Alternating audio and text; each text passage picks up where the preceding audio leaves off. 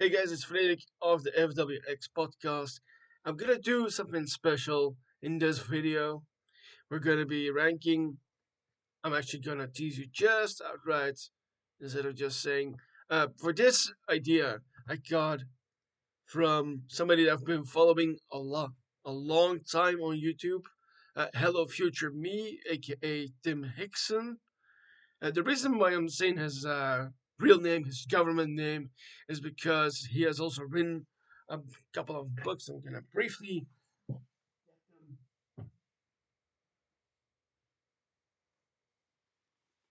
These are the ones I'm referring to. His On Writing and World Building series number one, two, and number three. So I've followed him for a long time. I'm kind of intimately knowledgeable of his work. He's also a huge Avatar the Airbender fan, of course. And so I'm gonna do that again for a brief moment. So not only is Tim a great YouTuber, he's also written stuff which includes the On Writing and World Building the series. You can see his name down below there with Volume 1. So I'm intimately aware of who he is and what he does, having followed him for so long. And I got intrigued by this video that he put up. So I'm gonna lower myself a bit again. So I'm down below here. So he has this ranking every episode of Atla, Avatar the Last Airbender video. I want to do that too. Not just to copy him, but just, well, greatly. There's this list. You can see right here on the online tier maker version that you can find all the episodes where you can just straight up rank them. And I'm gonna do that too. Obviously, this is a different kind of tier maker than I'm used to. Not the website, but like the the scores. Like I didn't grow up in an American. I didn't grow up in America, so I'm not so aware as what the scores are from A to whatever. But I'm assuming that from everything on down from A, it's less, of course. A to F is usually what I hear in a American high school kind of movie or a TV series or whatever. But yeah, we're gonna be doing this. We're gonna be doing this now. I briefly want to mention that if you like content in relation to Avatar: The Last Airbender, which I have made some episodes here on the podcast about, including about background information through my Appa's Lost Days, the Tales of Bossing Say, and Zuko Alone kind of video, where I talked about how you really fill in background through an episode or episodes. And I'm gonna delve into that, by the way, too, in this video. I'm gonna talk about what happens in the episodes, mhm, not because I want to re-litigate what the episode is actually about, but just to remind myself a bit so they can properly tier it for you guys, as I want to share this with you guys, of course. Otherwise, I would not be doing this. But I get inspired by Tim's idea, so I'm doing it too. Also, uh, if you have not seen the initial animated series, here's a massive spoiler alert for you. And I'm thinking right now I might also do this with the live action version because I recently saw season 2 as well, and I might do that. Could be an interesting way to review the two seasons. Yeah. Okay, so let's just alright start. If you like this kind of content, go check it out. Subscribe if you want as well. So we're just gonna start here. And I would recommend starting.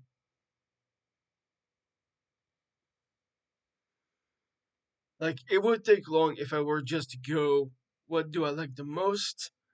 What storyline do I find the most interesting? So we're just like gonna start with the very first episode, and that is this image right here from the boy in the iceberg.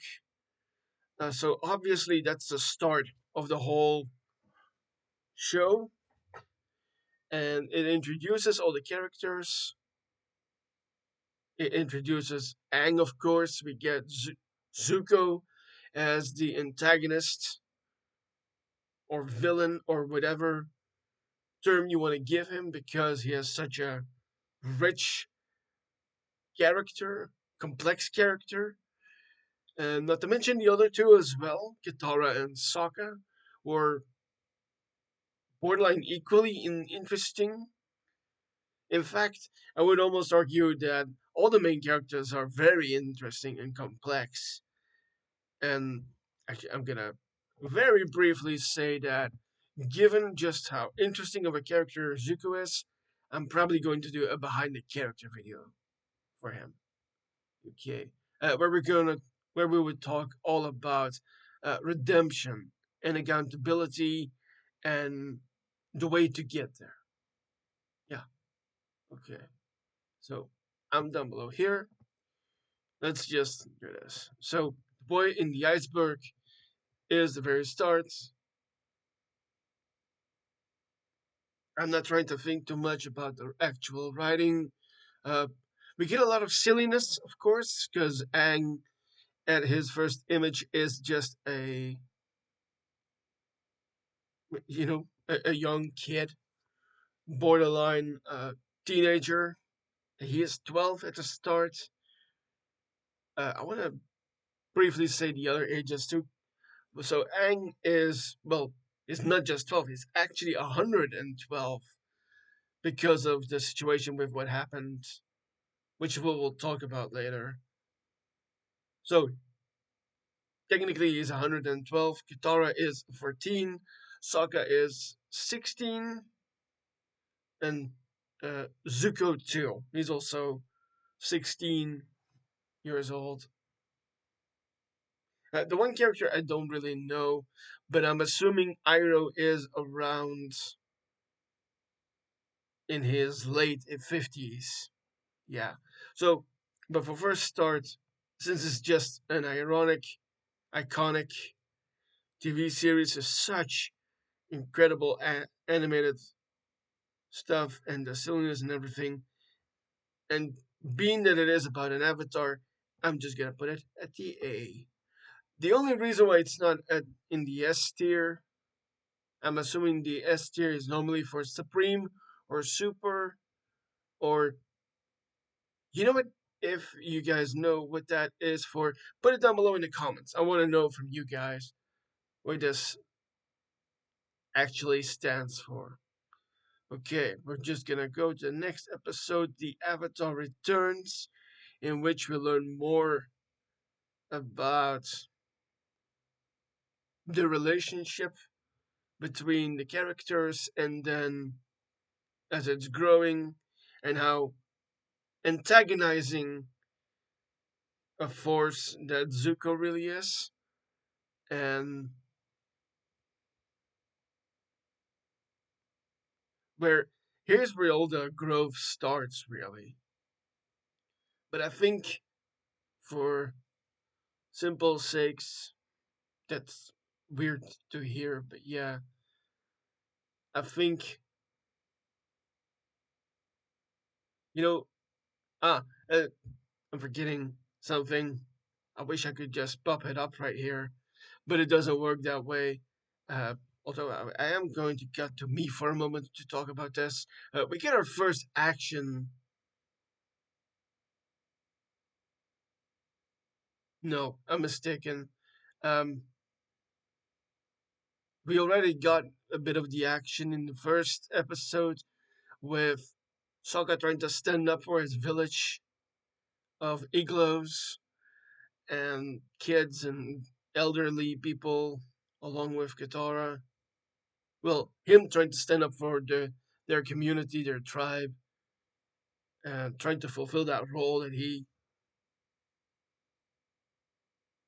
much later in life would fulfill. I'll hint to that when we get to that point. So back down here. So number two, episode two, rather, Avatar Returns. I think I'm gonna put that in B. I'm trying to think why not just next to the first episodes. But let's have a little bit of variety. Because the first episode, despite its themes and its characters and what is happening, is a little less serious, although it does deal like hmm, you know what? No, we're just going to go to the next episode, the Southern Air Temple. That is episode number three, in which you can see right here. I'll hold it up a moment. Um, and the image that they use for this pick for number or episode three, the Southern Air Temple, is when Aang finds the body or corpse of his mentor from the Southern Air Temple, as the name says. And that also perfectly describes the episode after they gather their things at the Southern Water Tribe. They start their journey upwards to the north, and we get to the Southern Air Temple, and this is where Aang really gets into. Um, well, I'm gonna cut to me just again. He doesn't really know what has happened just yet. To him, it's all just this happened not so long ago. He's still kind of. I'm reminded of the term that he was in suspended animation, quite literally, because the Avatar state took over when he was traveling from the where he initially was, the Southern Air Temple, because he didn't want the opportunity. He didn't want to be the Avatar, and we'll get into that in a moment too, because there's another important episode when that comes up that Aang reveals. Like he doesn't yet reveal this to Asaka and Katara that he did not want to be the Avatar. But now it's his duty and he has got no choice but to do it. And so that leaves them after he was discovered by the two tribes people from the Southern Water Tribe to go on to this large quest. And yeah, so that leads him to deal with the truth of what really happened and how much time has been passed. And we also get to see what it's like to have lost everything for him, which is a hard pill to swallow, as you know, I think it's just a 12-year-old at this point. All he wanted ever to do was to play and goof off and be silly, almost word for word like how the new live action version says it of him. All I want to do is go and play with my friends and be silly and goofy. And that is initially where Aang also starts with his growth, with his evolution into becoming a fully realized avatar. So yeah, I wanted to share that here for a moment. So, given that it's such a heavy topic, but handled so well, I'm gonna put the Southern Air Temple also in the A tier. Okay, and then if you, we have episode number 4, The Warriors of Kyoshi, where they take another stop at the island of Kyoshi. We get some much needed background information on a past avatar, but also growth for Sokka, as he has to deal with female warriors who worship a past avatar that means a lot to them.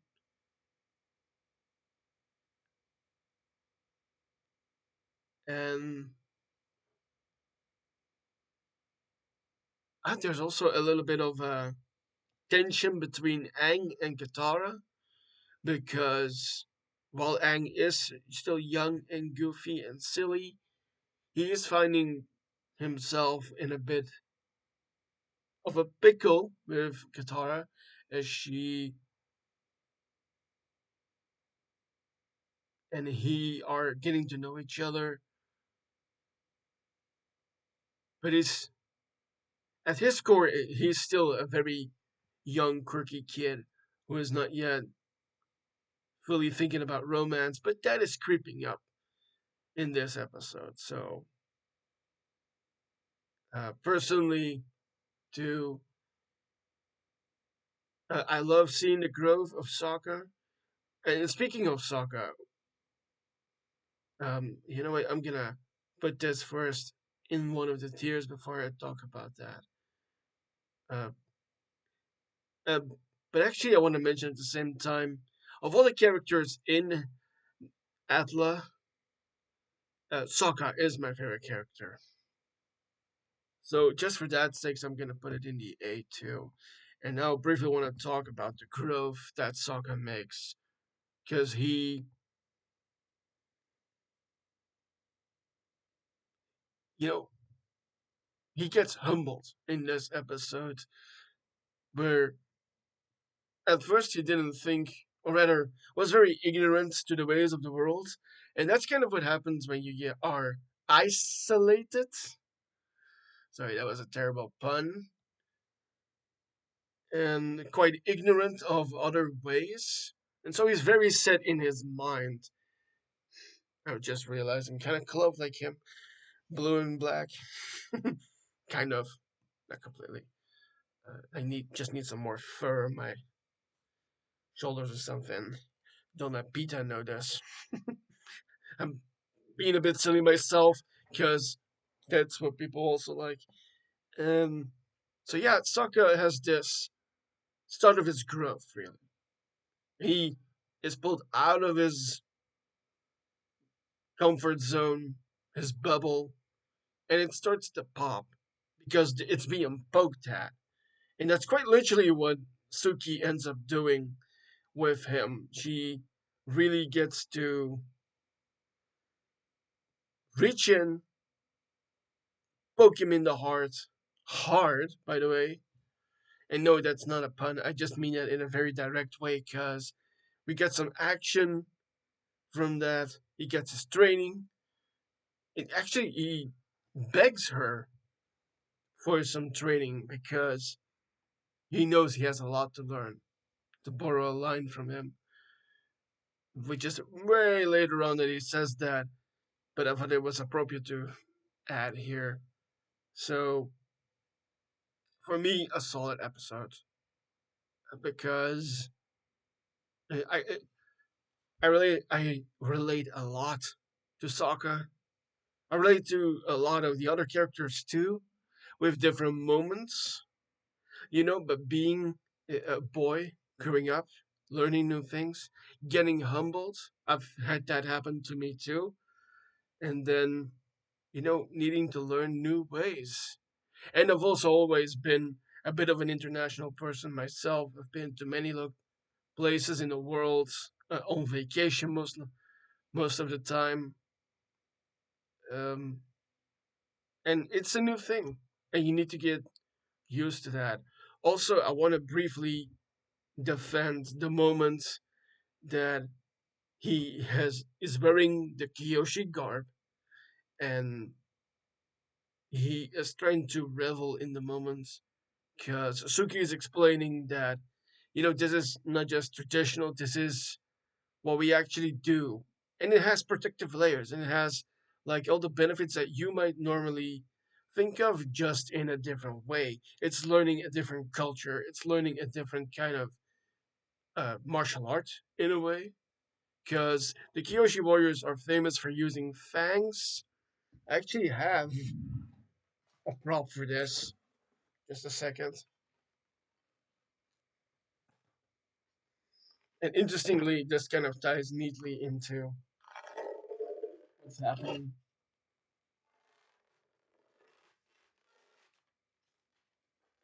So there's a buddy of mine who originally is from another part of the world, but he gifted me a fan years and years ago.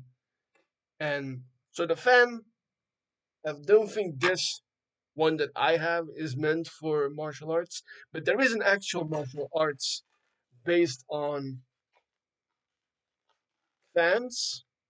And if you want to know more about that, I recommend checking that out or watching these episodes, specifically of the Kyoshi Warriors, because they show a lot of that. I'm gonna put this aside, maybe. I bring it up again. It's a good prop for that. So, the way of the fan is literally a martial art that you can check out through the series, through the internet, and through a lot of other stuff. Another example that I think of is in Mulan, where she uses a fan to distract the main bad guy. I forget his name by using it using a fan against him to twist his sword around and uses herself to threaten him. So yeah, um, a lot of the stuff in the show is very well researched and coordinated and everything. So I wanted to share that here. And so the whole thing with Sokka in that moment, by the way, as he is using, or rather, is in the traditional garb from Kyoshi, he's got this moment where he thinks, okay, I look cool. I feel kind of accepted. And then Aang flips that on a dime by kind of insulting him.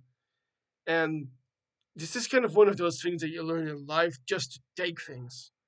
Like being able to handle an L as much as it happens. Because, like the famous phrase, if life gives you if life gives you lemons, you make lemonade.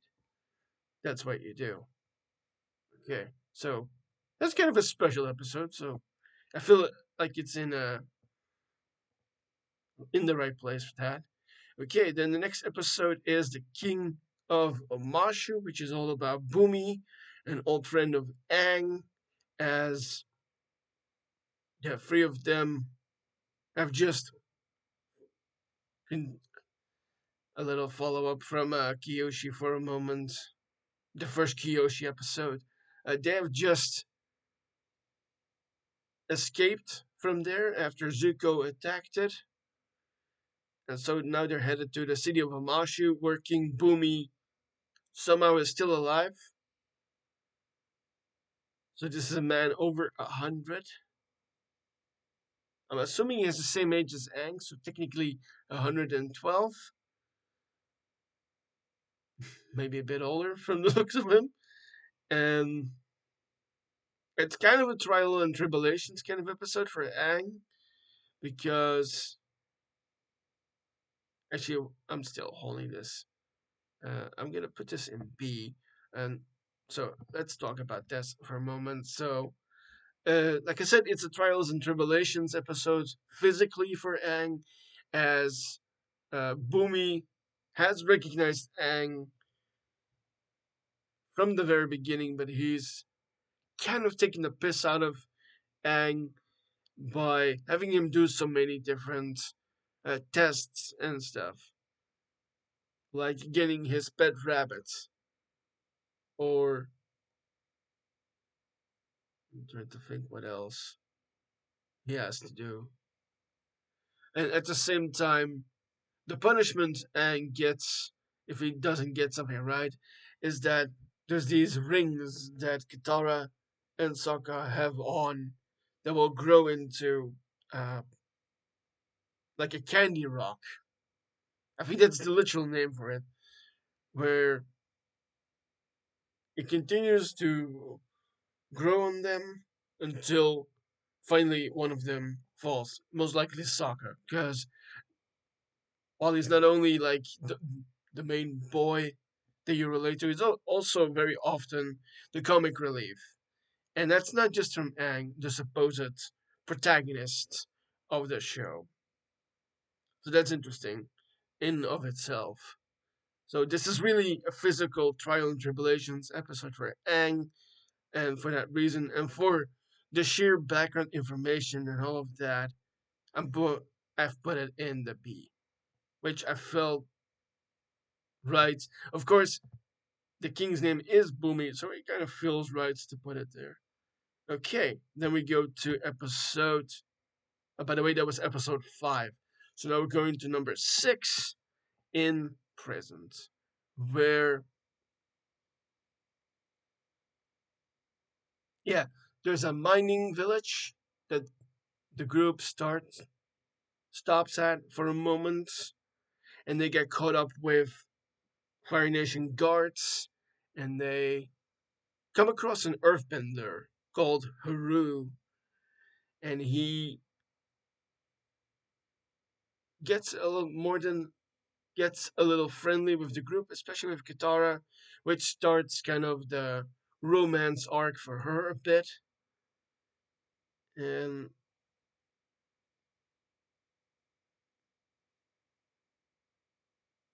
he also shows off that he is an earthbender, but also that he's been dealing with a situation where he has to stay with his mom because his dad and a lot of other people have been taken from their village because they were practicing earthbending or using it for their work.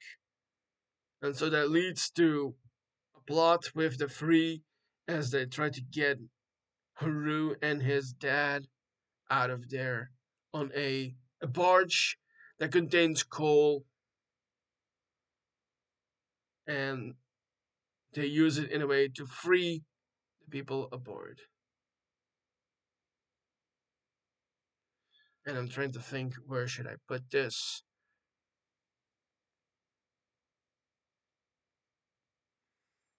Hmm. To be honest, it's nothing kind of special. I think I'm gonna put it in C, and the reason for this is because it got to me for this. It's kind of the first setup for allies of the group. We also kind of got that with Boomy, but it doesn't at the very end deliver a lot for the group, except for guiding Aang in the way of an earthbending teacher when he finally needs to. So, but also it does also push them in the way of after Aang has tried to start his water bending part, they're gonna need to focus on the earthbending part, which of course is way more relevant in the second season, but it's a clear foreshadowing and hinting towards Aang having to go and practice that then.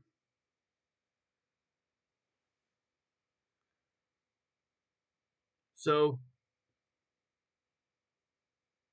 also, I'm reminded that since they're kind of on a voyage of coal, this sort of reminds me of like piracy a bit, which we'll talk about in a moment too, because there's a pirate episode actually.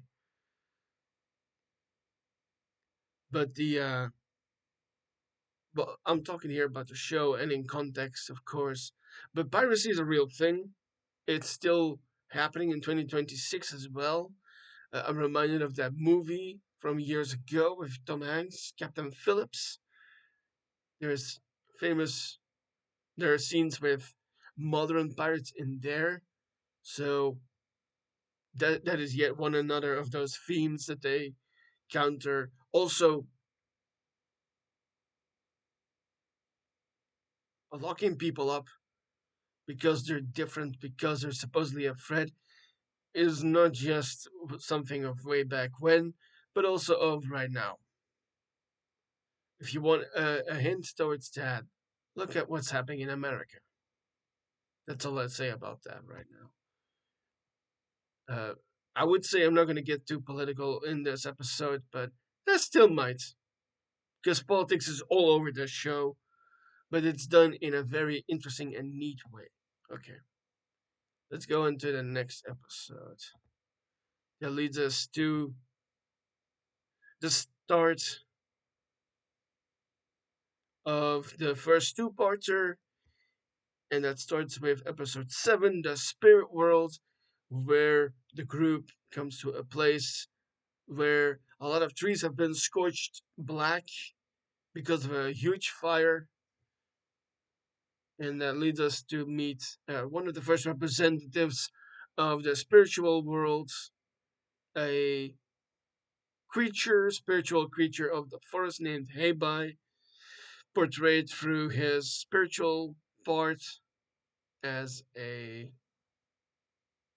almost mm, a more threatening version of a panda, and it also shows us the spiritual connection Aang needs to have as the Avatar, because the Avatar is being a physical embodiment to the world and to people, but also the spiritual bridge to the spirits. And so we get confronted with that. The question is, how do you deal with something that you can't see? Because when they're not seen through their original forms, you know what? No. I'm starting to say here things that might not make a lot of sense. But the spirit world is part one of two into Aang being a spiritual leader. Yeah. And the progress into his evolution as the Avatar. That's quite interesting when you think about it. I'm gonna put this in B2. Yeah. Let's briefly talk about this. Because as we're reminded here, we get a lot of instant stuff about Aang's progress. He has to learn the elements. He has to be a spiritual leader. He has to be a bridge to the spirit world and the human world, where he has a lot of power in both camps. And there's obviously a background explanation episode in Legend of Korra, where everything is talked about how everything became divided between the spirits and the mortals. So quite a quite an important episode, while it also gives us some of the growth of Aang. Uh, and then also just a little bit more goofiness with moments. You get that whole line with Sokka and Katara where she says, "You've been into the spirit world for 24 hours. How do you feel?" And he says, "I really need to use the bathroom right now." Of course, quite a few jokes like that in the whole series all around.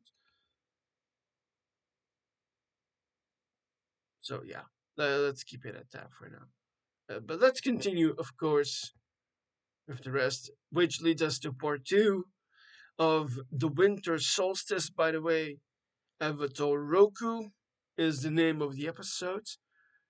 Also, yet another early and previous Avatar necessary for Aang's progression, but also some ingenuity and a little bit of growth from Sokka too in this episode. So I'm gonna put this in C. We get a bit more of Zuko too. We are also introduced to another famous character from the show that also pops up in Korra, eventually Commander Zhao, later Admiral Zhao in the initial series, voiced by the one and only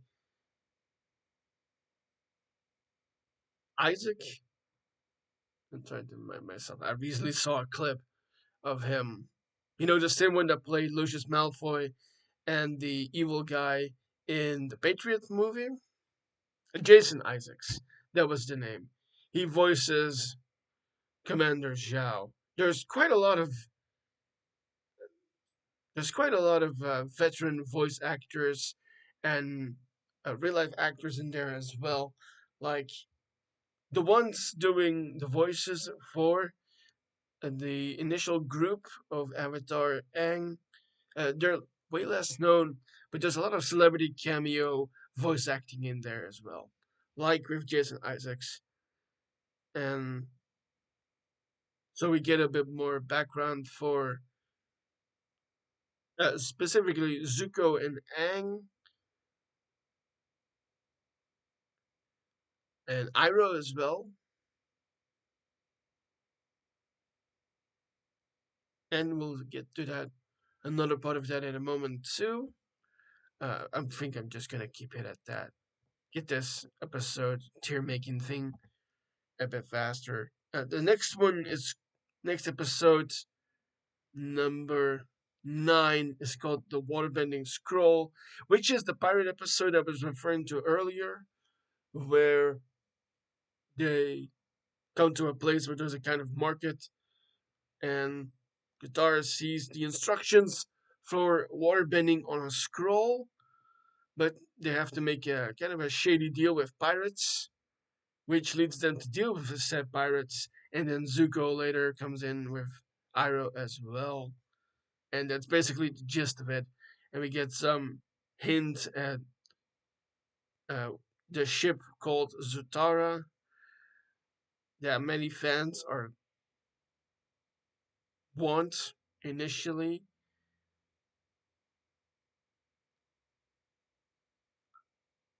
I'm thinking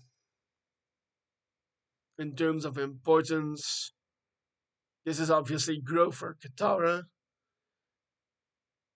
and Aang at the same time too, because Aang needs a waterbending master, and Katara wants to be a full-fledged master waterbender too. And so, yeah, I'm gonna put this in C2 because it's definitely important for Aang to grow, which means for in order for him to grow, Katara needs to grow. And with grow, I mean like evolve. A you can you can kind of think of it like a video game. Like in order to get your characters up, in order to get your player to get up, you need to get certain things, allies, items, training, all of that. Because if you don't get that, you might not get to the eventual level that you need to defeat someone. Think of it like that. And so that's why it's like that, I think. I try not to assume stuff, but yeah, an important episode in terms of progression and growth. That's kind of the same thing, but growth can also be like in age. And since she's a little older than him, she's got a bit more expectations against her. Although Aang is, for him, actually his biggest enemy isn't Ozai or Sok or Zuko, it's time. He has to master all the elements until the summer. So he's on a point of really meeting his end there. He needs to do things fast because otherwise they're not going to make it. Okay, it's enough.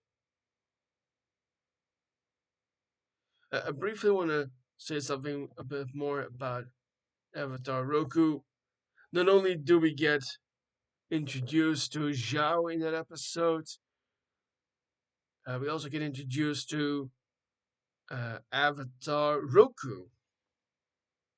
I want to speak about him for a moment. Because Avatar Roku was the avatar before Aang,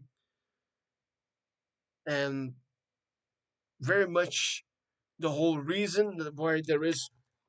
I just knocked over my mic, my pad.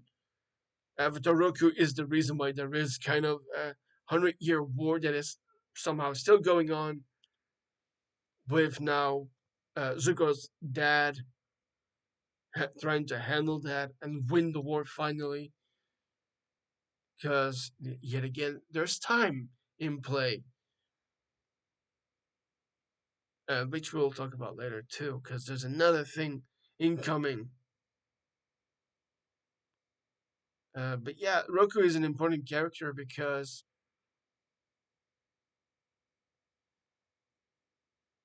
he also is loosely tied to Zuko, and we'll talk about it then.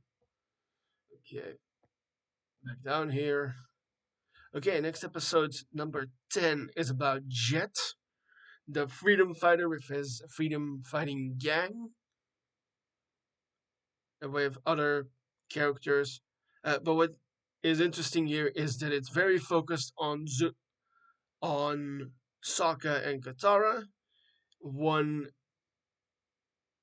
as Jet being the proverbial bad guy, and bad guy in like a romance way, I mean, is this charming rogue who tries to win her heart, but actually he's got way more malicious intentions. And Sokka discovers those. So it's really tied together.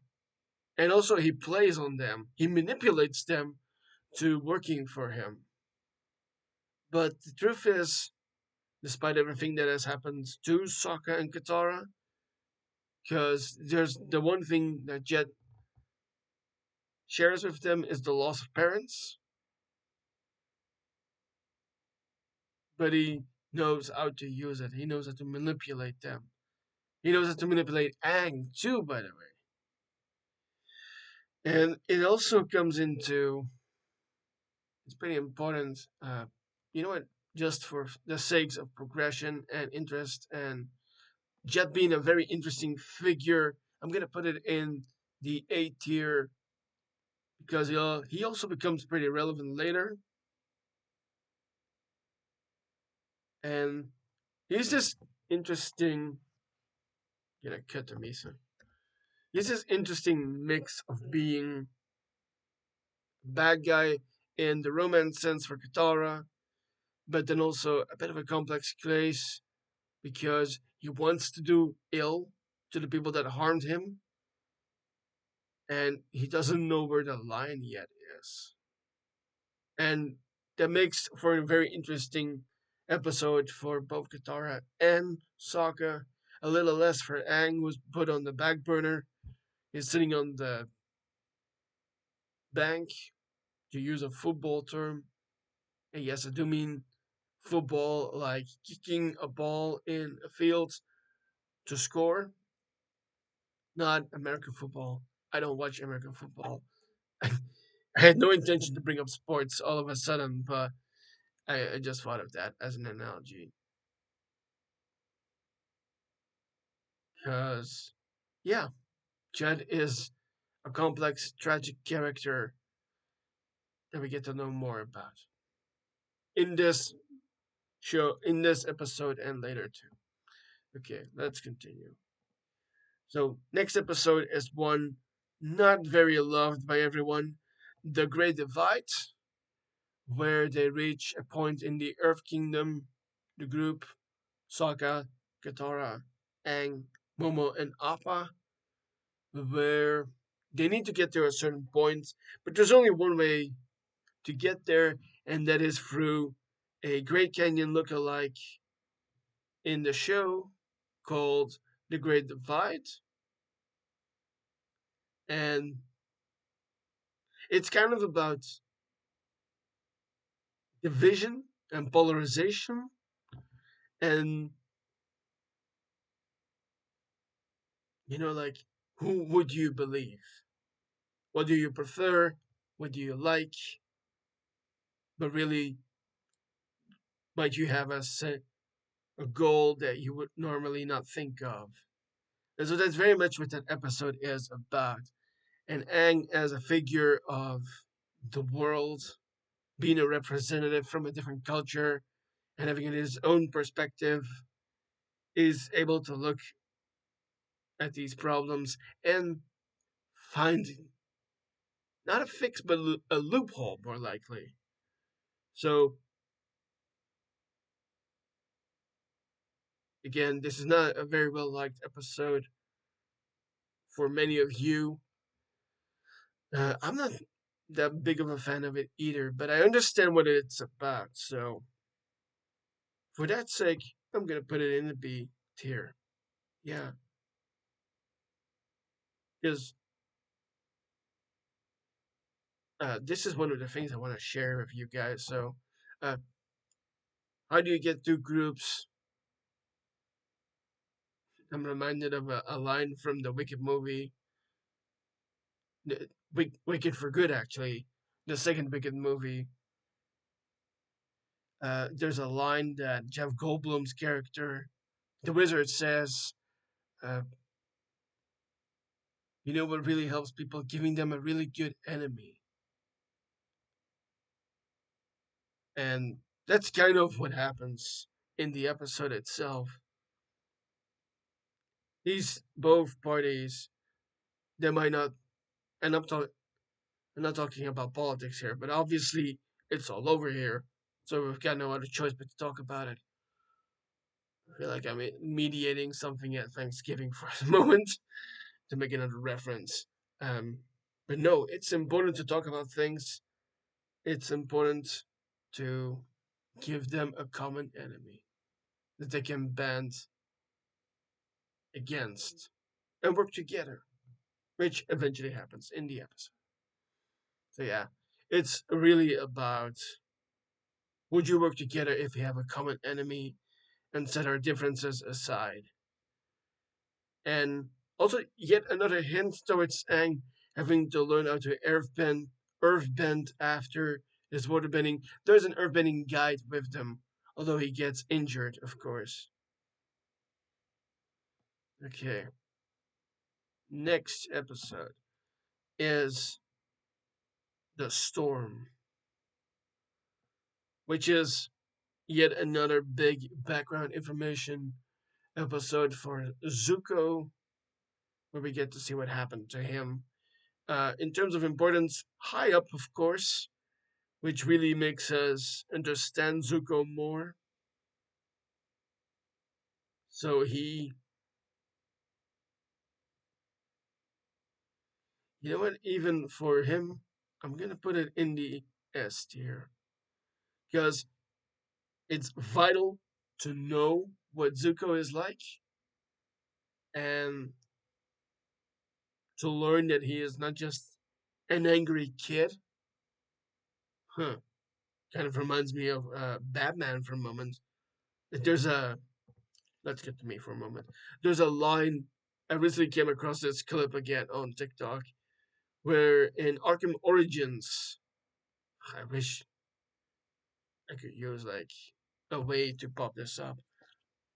Uh, there's this moment from Arkham Origins when Bruce comes back from having been out all night, and Alfred is going off on him about you're never here, I never see you, you're always out there doing what you want to do, being a disrespectful brat who thinks he knows how to fight. And Bruce counters to Alfred, yeah, I am out there. Because if I don't, the innocent die. That's why. And that is sort of what happened with Zuko, too. He was trying to speak up against somebody else for using other people as sacrificial lambs. Have a regiment of firebenders, young firebenders, be a sacrifice to get a win over another team which was initially the whole point that Zuko was trying to make. Like, you can't do that. Those are innocent people. Yes, they're fighting a war, but to sacrifice another group for another, that's insane.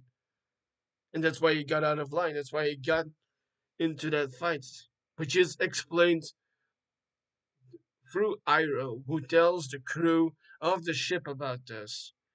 And I know I'm talking about the animation, but one of the better things in the first season of the live action thing that they have been making, uh, one of the better things is that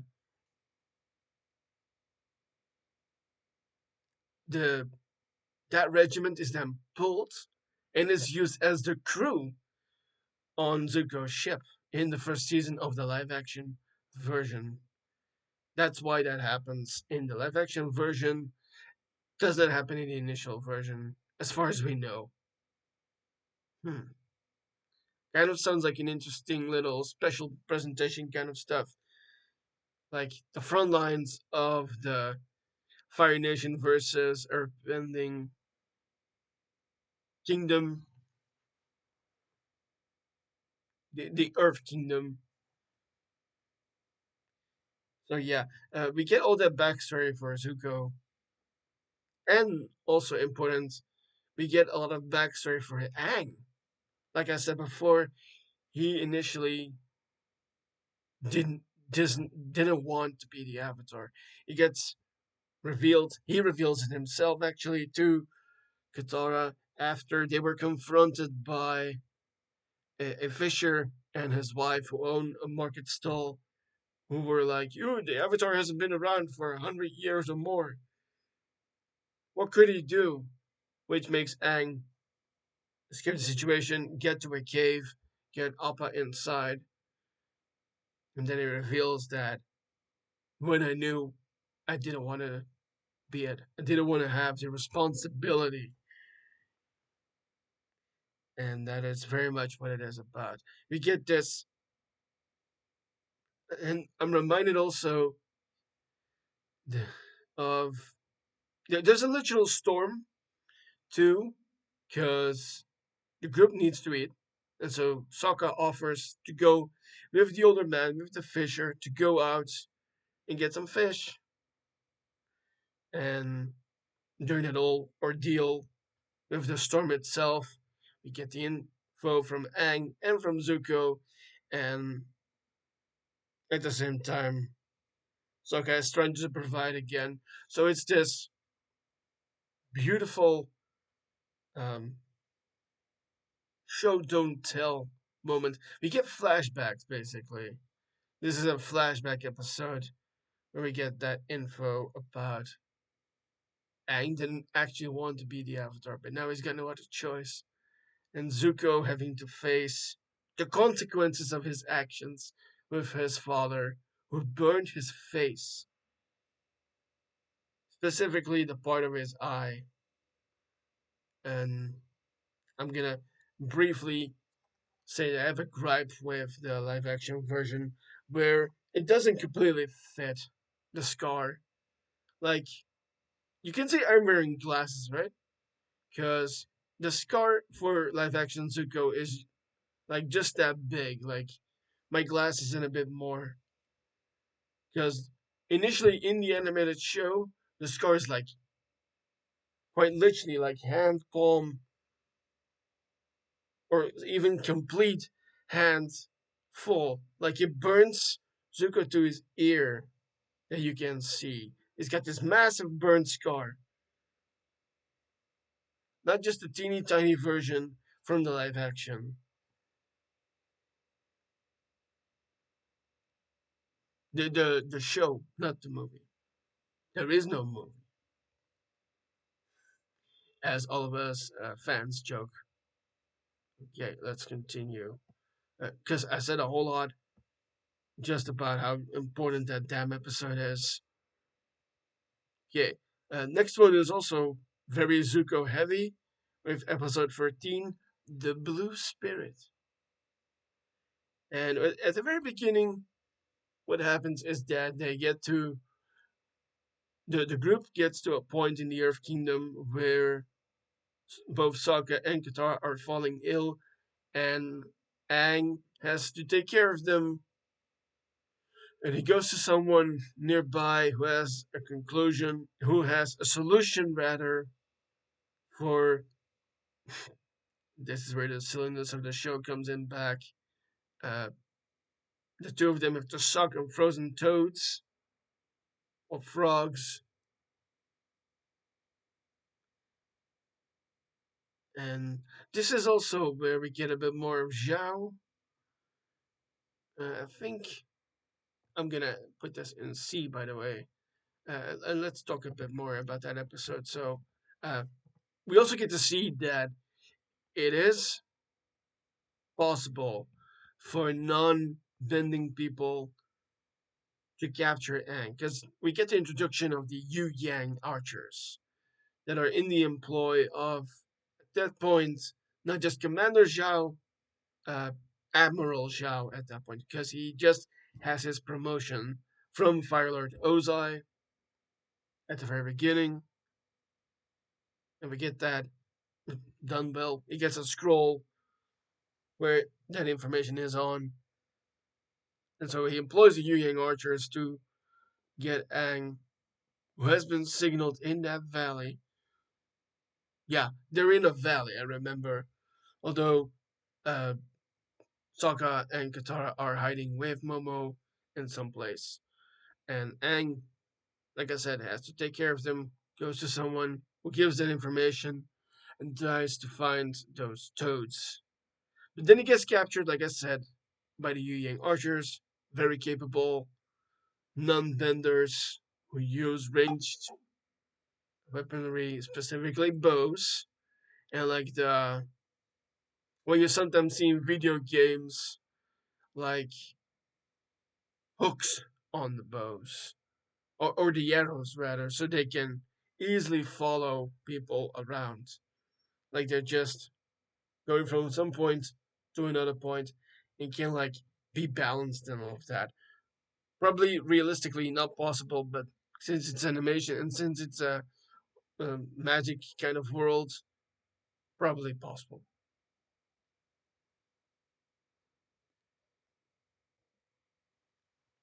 Also, yeah, through these first up couple of episodes, we get to see Aang using his airbending at full blast. Sorry, had to do it. And we get to see that he can also take care of things himself. And I don't just mean like heal people, but like getting himself out of worse situations. Although he does get some help. Hence the name of the episode, the Blue Spirit, which at the end is revealed to be no other than Mr. Scarface Zuko. And we get that important scene with the two of them where Aang asks, do you think we could have been friends if we would have met earlier? And there's something more going on, despite Zuko fending off Aang and finally getting back to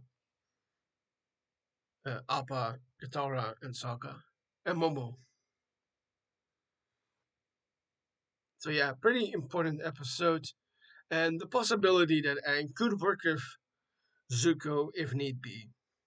Okay. Uh, Also, I briefly want to say that since this is episode 13, and there's a lot of action in it as well, it's pretty damn good, despite being on the C tier, of course. And I wanted to say this initially because number 13 is also actually my favorite. I'm not quite sure if it will be a favorite episode, but that might not really matter. Okay, number 14, episode 14, The Fortune Teller, is really just to kind of show off just how powerful of a bender Aang is as they come into a village where there's a fortune teller who tells people their futures, and we get a lot of goofiness. We get a lot of potential background or progress for the character. But at the very end, Sokka says to Katara a line that she heard from the fortune teller. And the line that the fortune teller said was, "You're going to marry a powerful bender." And that is the line that Sokka says to Katara at the end, which kind of shocks her in the moment. Because there's a volcano nearby, and Sokka says that to Katara. Sometimes I forget what a powerful bender Aang is. So it's kind of not so important, except for a light bit of progress. So it's going into the D tier. Okay.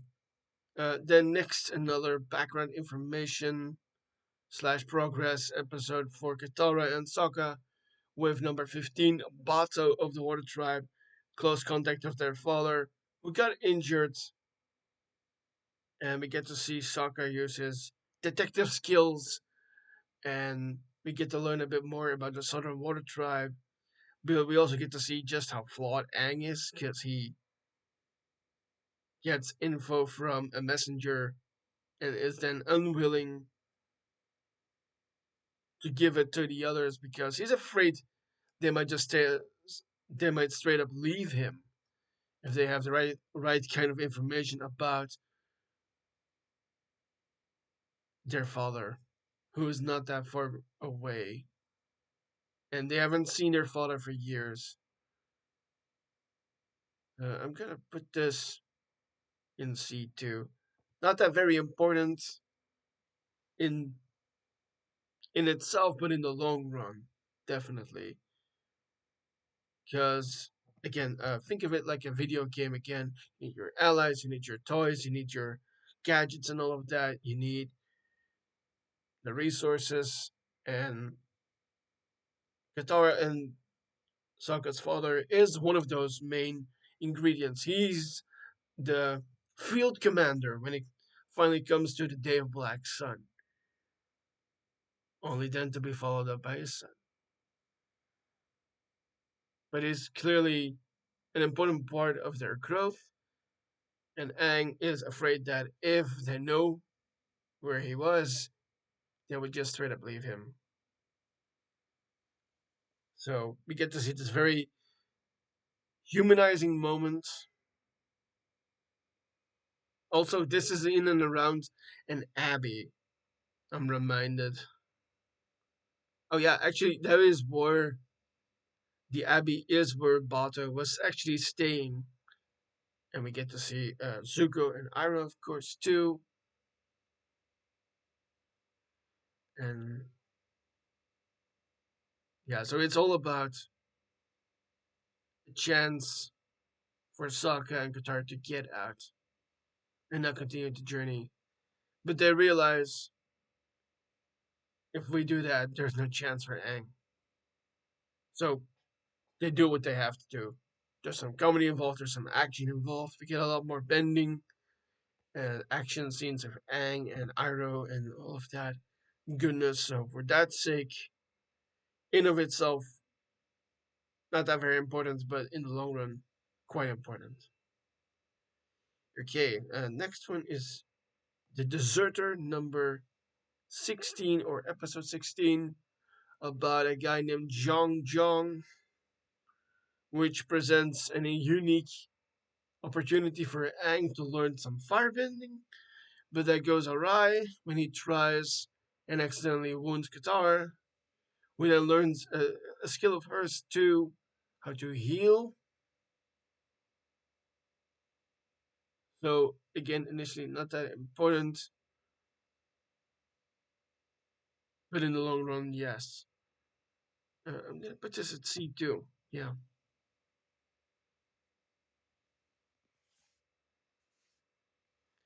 Okay. Next episode is number 17, the Northern Air Temple, where they arrive to said temple. Aang is kind of shocked that there's people living here that weren't his people, and we get to meet another important link for later. The Mechanist and his son Teo, who are pretty important later.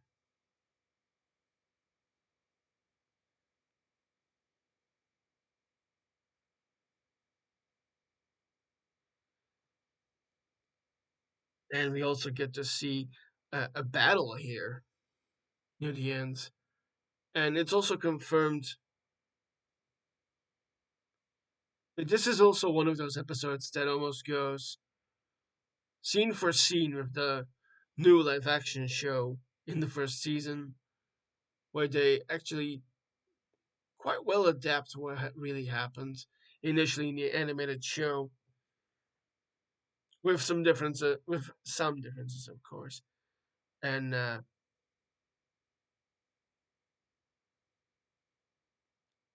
again, another long running, pretty important scene, but not recently. Meaning allies for later, but right now just a story of progression for Aang specifically. I'm gonna put this in D. Not that it's bad, but it's not that important just yet. Okay, and then finally, in episode 18, they get to the north with the episode The Water Bending Master, where Katara finally gets her moment to hopefully learn from a real master because she never knew any other waterbending master in the south. But it turns out that in the north, there's a bit of there's quite a bit more sexism involved than she's used of her brother, only used of her brother, because tradition holds there that the women don't learn how to fight with waterbending, just to use it for healing and tending to the sick and the elderly and all of that. And she's not content with that, and we get a great fight scene with her and the waterbending master. Trying to remember his name, but I'm forgetting it. And later on, we learn that this isn't just anybody either. This was actually their great, their grandfather, Sokka and Katara's grandfather, who is kind of a sexist pig who refuses to train Katara. So pretty important for her and for Aang too, because Aang needs a waterbending master. So yeah, I'm gonna put this in B. Pretty important in the moment and going forward too. Also, I want to reference the live action show for a moment. Again, uh, good reminder here. When I'm talking about the live action show, I do mean the show, not that movie we will never speak about because it's that bad. And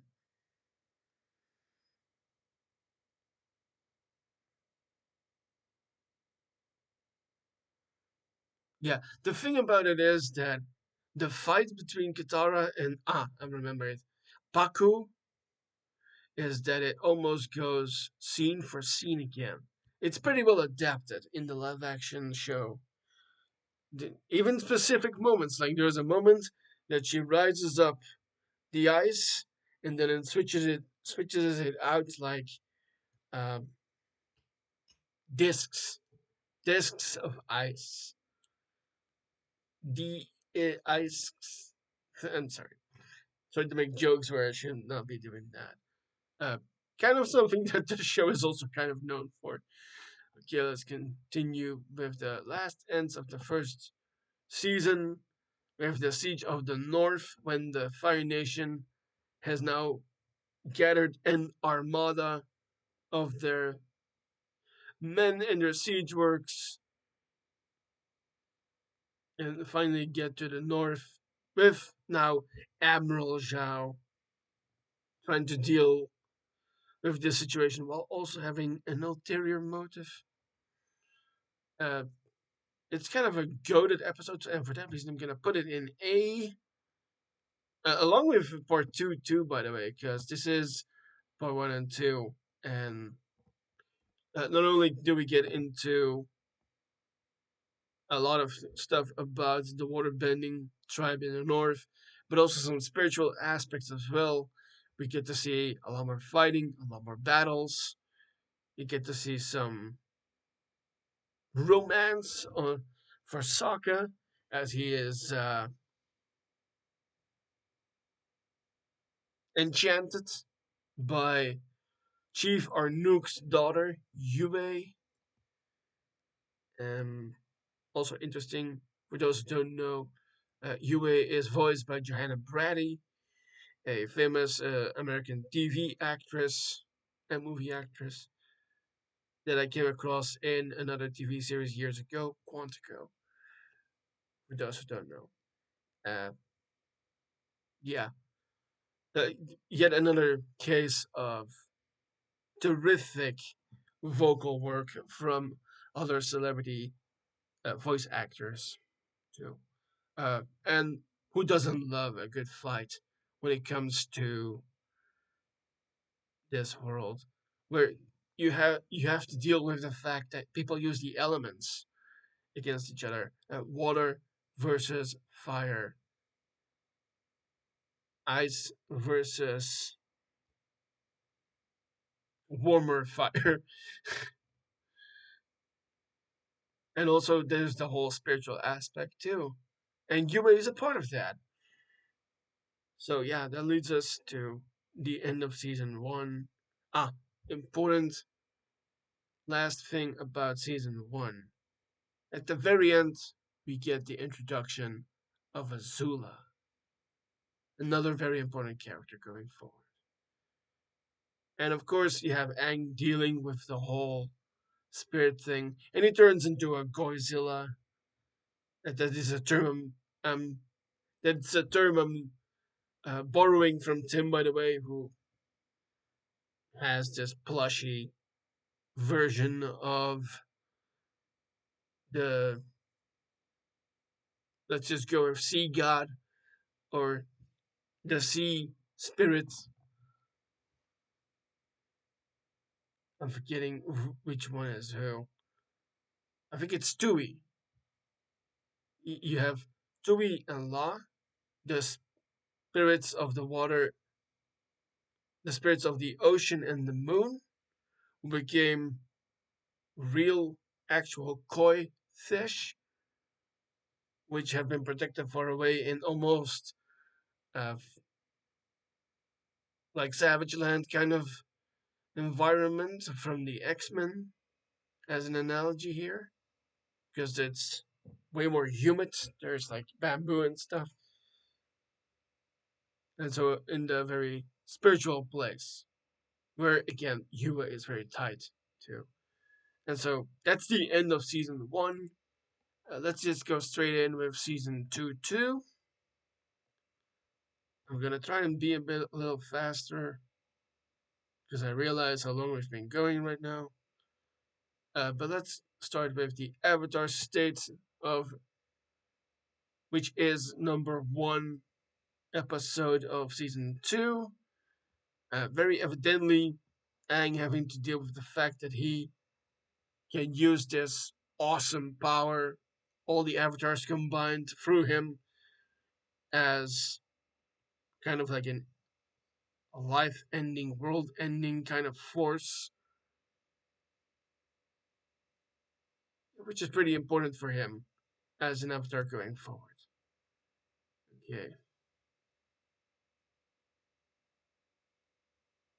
And they have to deal with an authority figure from the Earth Kingdom, then.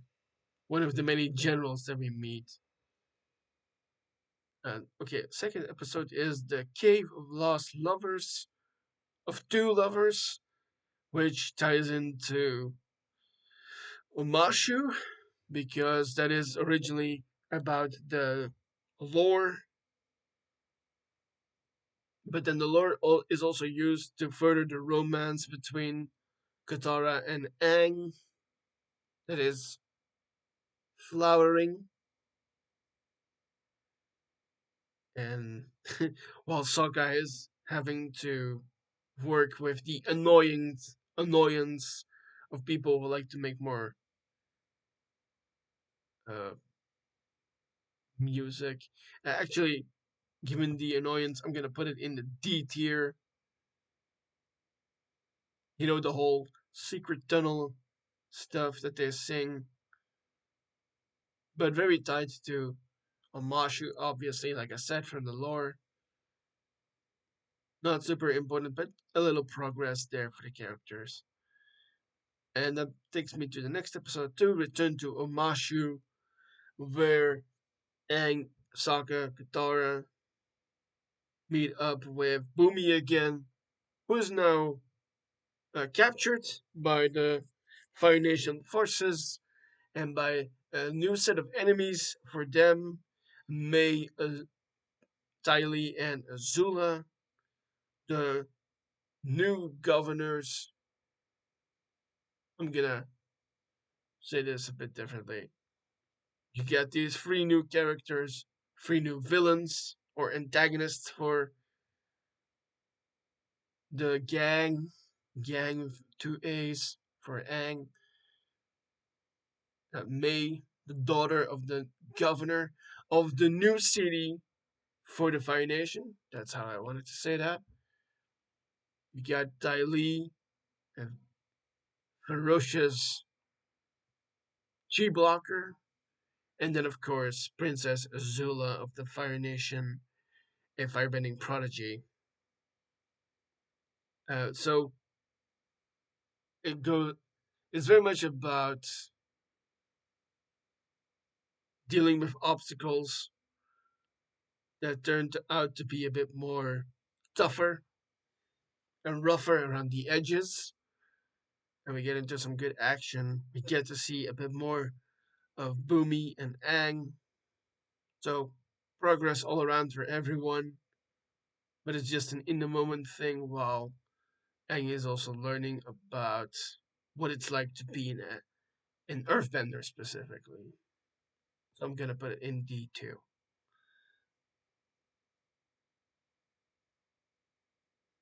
Okay, and then there's another closely tied episode next, number 6.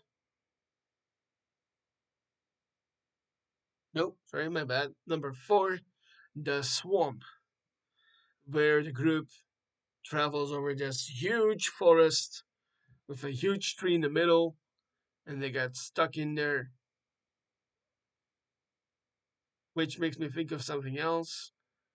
It's very, it's kind of like an in one room kind of concept here. I'm gonna put it in D for that.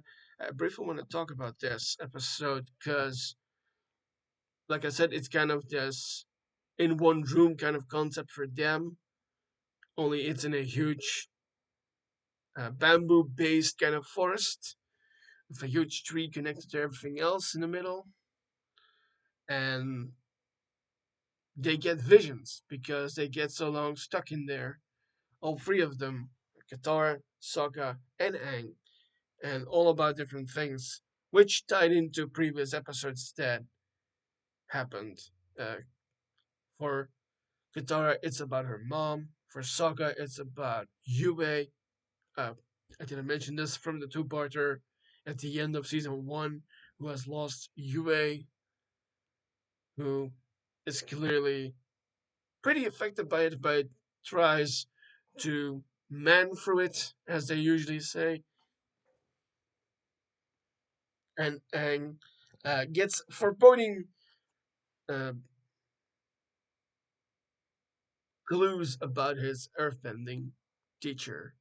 He gets to see that flying boar as the image, and then this giggling girl that goes away from him. Finally, getting them together, and they finally learn that actually there aren't just two waterbending tribes. There's a third one, the Swamp Water tribe, who also turn out to be a resource for them later. So in itself not that important of an episode, except for some progress for all the characters. Okay, let's go to the next one. Episode 5 of season 2 is Avatar Day, which deals with them having to, well, let me say this a bit differently. They come to a village where they have to deal with some consequential actions of. I trip over this sentence, I swear. They have to deal with some unintended consequences. I'll put it like that, yeah. Kind of important, get some progress for all the characters, because they have to deal with the impact of Chin the Conqueror, who used to be a tyrant, a warlord, trying to conquer the world, and uh, yeah, progress all along for all the characters, detective work for Sokka and Katara, while also dealing with Kyoshi's stuff for Aang. Yeah, okay. Then the next one is The Blind Bandit, of course. Pretty important episode with a new character for the group, Toph Beifong of House Beifong. I'm almost saying that like she's a part of a Game of Thrones episode or House of the Dragon or whatever. Uh, but it kind of fits from a powerful family, wealthy family, but actually a bit underrated because she has to deal with a disability.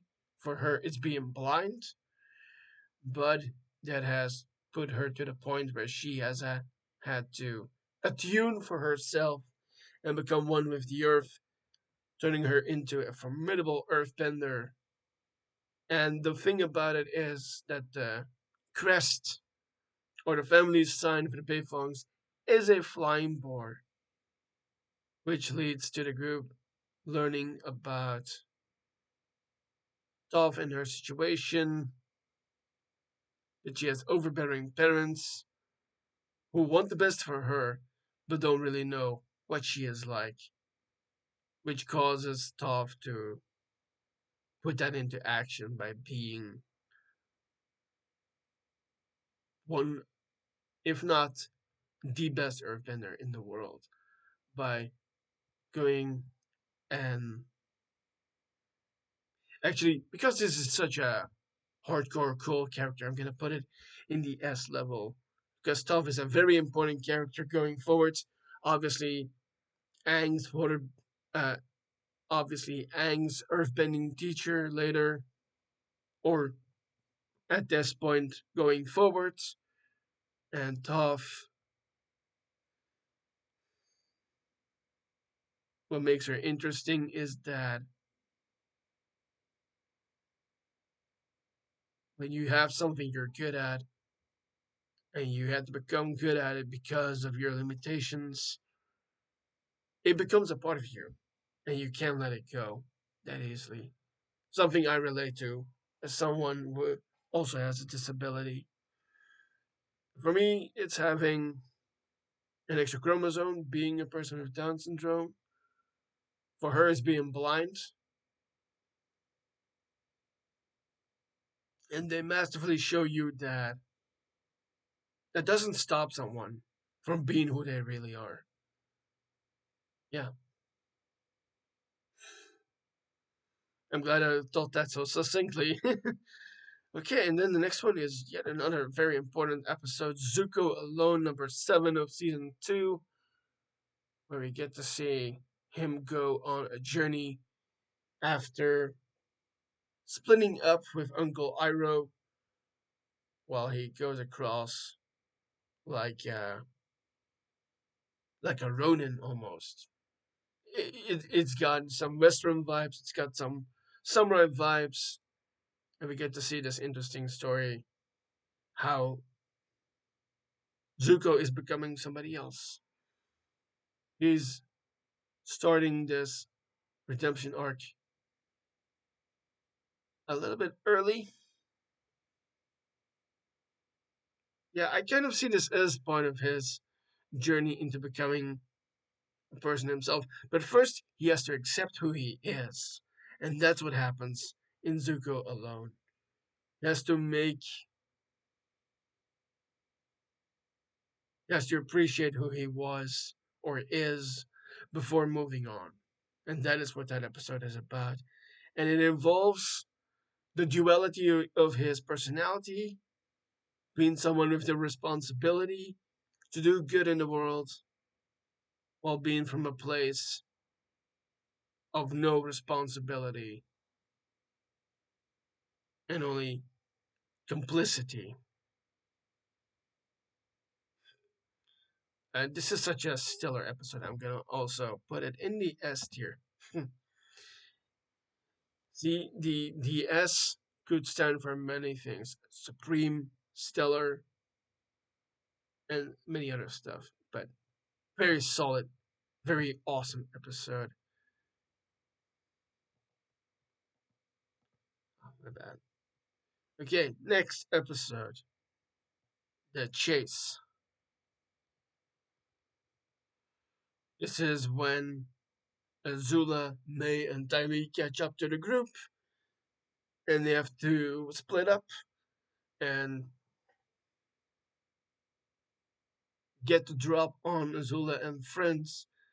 Kind of happens through some hijinks, some action between all the characters, and finally we get a team up between the supposed bad guys, Zuko and Iroh, and the good guys, the gang, with a bit of growth for Toph, because they basically pull an all-nighter. It's kind of like a midnight run episode for them. It's a stellar episode, I have to say.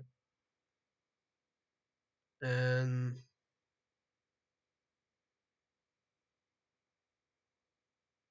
yeah, we get this interesting team up at the end. A bit more info about the antagonists that they have to deal with. Like I said, obstacles serve a purpose. I'm gonna put it at B. Yeah. Okay. The following episode is Bit of Work, number 9, all about training. Katara having to deal with the waterbending aspect, training for Aang, and Toph the earthbending part. And we see that it doesn't fully get through to Aang at first.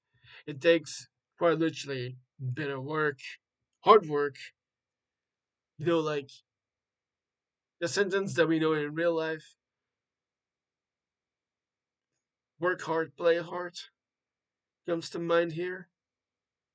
And you need to mix that to get to a point, which is the you need to mix that to get to a good point for Aang, which is the positive reinforcement thing that Katara basically says there, uh, which is the start of Aang's really earthbending start. I'm gonna put it in A. Initially, not that important. It's got some goofiness, it's got some action in it, but it's a fun episode to rewatch too.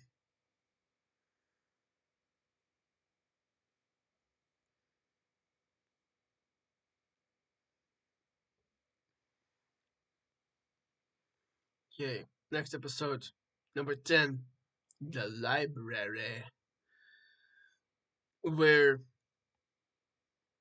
we get to learn about the Sandbenders and Professor Zay, who is looking for the library in the Wang Shi Tong desert. Yeah, so it's kind of like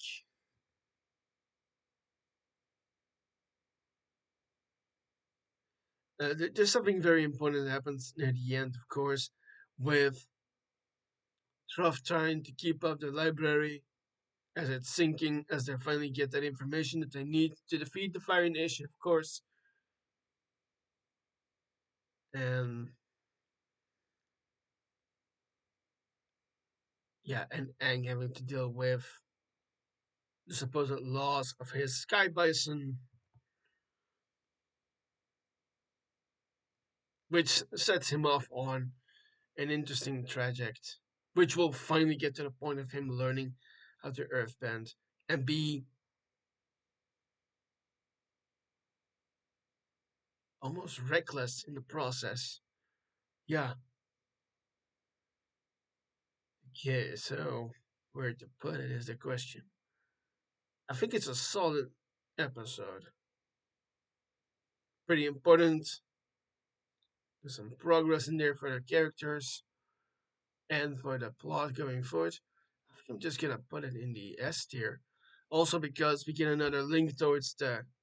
It's kind of a combination of everything together.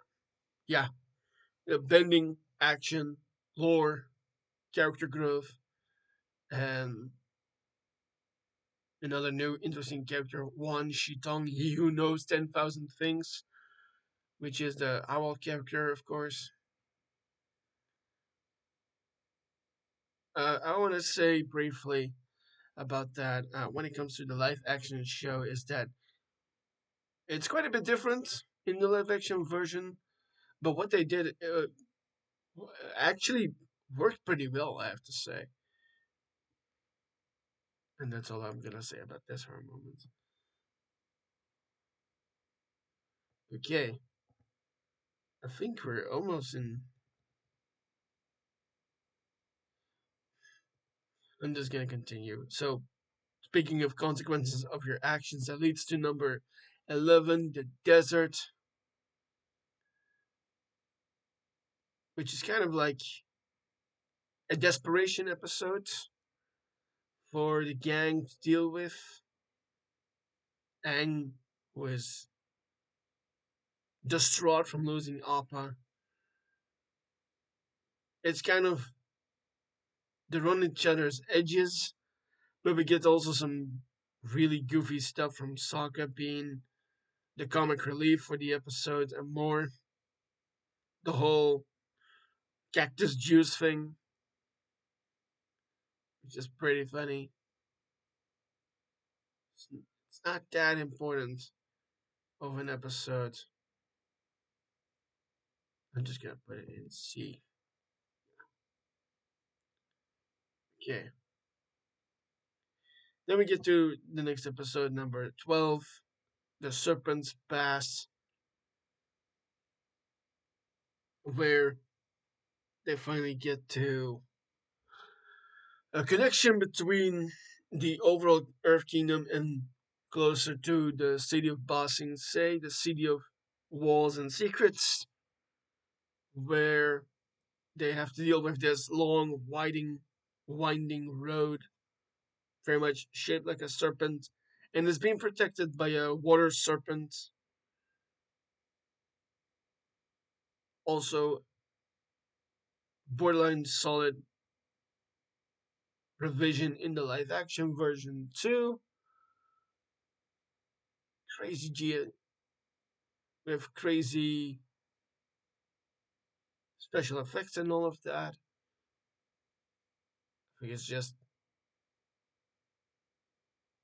there's not that much about this, so I'm gonna put it in D. It's a good episode, but that's all about it actually.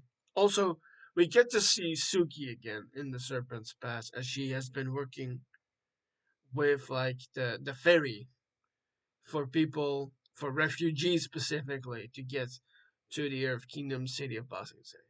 Yes.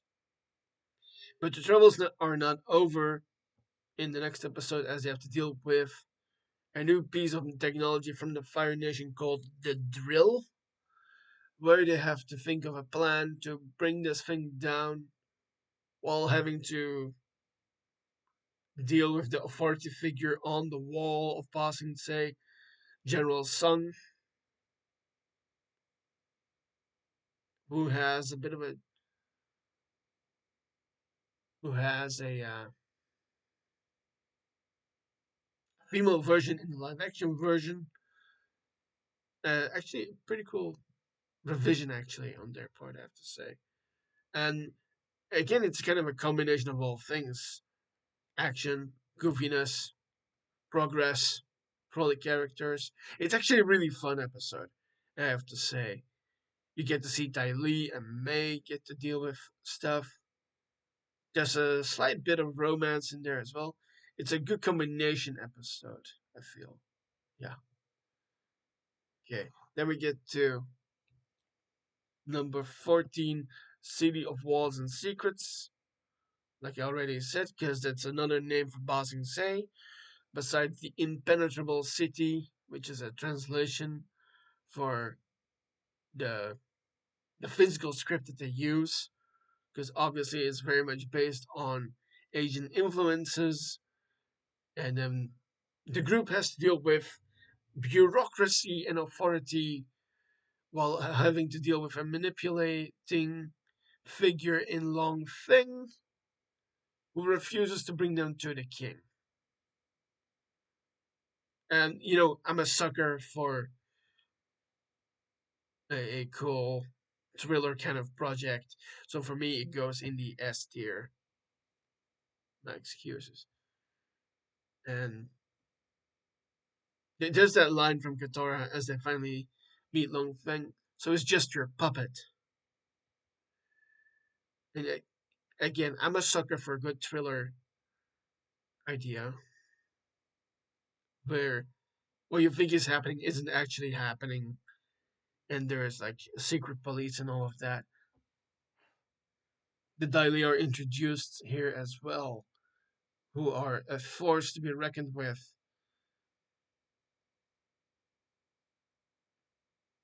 Yeah, I really like that kind of episode. I think of it as the Winter Soldier episode for Avatar: The Last Airbender animated series. Yeah. Then we get one of the tearjerker episodes ever from this show, The Tales of Ba Sing Se, where we get like little snippets with the different characters having to deal with stuff. We get to see Aang's ability to deal with animals, which is clearly also a clear sign that he is missing Appa greatly, and he has found a bit of his hope again while also training with Toph. Doesn't happen in this episode, of course, but the tales itself are like these snippets of the different characters. Excuse me for there. So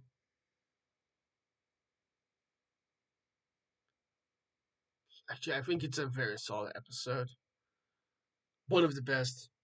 Like I said, tearjerker at the very end.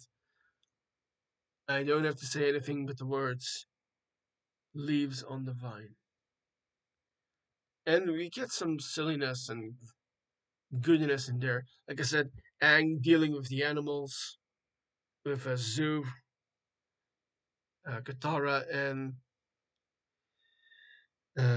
Toph dealing with what it's like to be a girl and becoming a woman. Sokka being growing into a fuller person, being able to make haikus. You get Zuko who's dealing with romance, and then finally Iroh dealing with loss, ending with that song, which breaks all our hearts. Okay, speaking of breaking our hearts, next episode is Appa's Lost Days, which is kind of like a Tales of, but for Appa in this case. And we get a little bit more Kyoshi stuff too, because the Kyoshi Warriors return, which is also the Trojan kind of weapon that Azula is about to use going forward. And there's a great fight as the Kyoshi Warriors find Appa, who's kind of having like an odyssey moment of himself.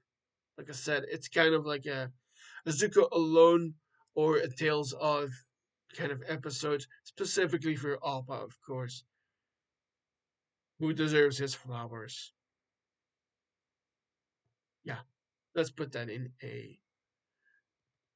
Okay, next is Lake Laogai, uh, which gets us more into the thriller aspect again, bureaucracy, and the lore of the Earth Kingdom, and King Qa and his pet bear, Bosco. And yeah, I like I said before, I'm a sucker for that kind of stuff. The daily, the all the revelations. Oh, also pretty important character that returns here, Jet, back to supposedly help, but actually he's been taken care of in a past episode. Uh, Also contains one of my favorite scenes, the sword fight between Zuko and Jet, as Zuko is trying to lay low from firebending, as he has not yet begun fully on his redemption arc. But it's there. The openings are there. You could kind of see that Zuko protecting the tea shop and Iroh, that that might be the start of his redemption arc, actually, along with the Zuko alone and other Zuko centric episodes. Yeah. So back down here, let's continue with the episodes and the larger episode itself, of course. To the Earth King, more bureaucracy, more fighting, more thriller aspects, which I all love. And of course, also some silliness too. We get to see that bear for the first time, Bosco. And we also get to see some stellar uh, fighting in action as the group, as gifted as they are, get to go into the palace. I'll put it like that because if I say the I word, I might get whatever it. Yeah, so I'm a big fan of this, but I'll still put it in B just to level things out. Yeah. Then the penultimate episode of this season, the Guru, which is all about the Avatar State stuff for Aang. Pretty important going forward for him. And then also the accumulation of the other progress, uh, of the info that Longfeng was keeping information from the gang, like Toph's mom being in Bossing Say, supposedly, uh, a letter from, or rather, about troop movements from the Southern Water Tribe, which is getting info about Sokka and Katara's father. And then there's another one. Ah, yeah, a note attached to Appa's horn about the Guru himself. And we get the wonderful karma and chi explanation, which is shown very well, actually. I'm going to put this at A. Guru Patik is the name of the guru. I wish I knew who that voiced. You know what? I'll briefly have an interlude by checking that. Guru Patik.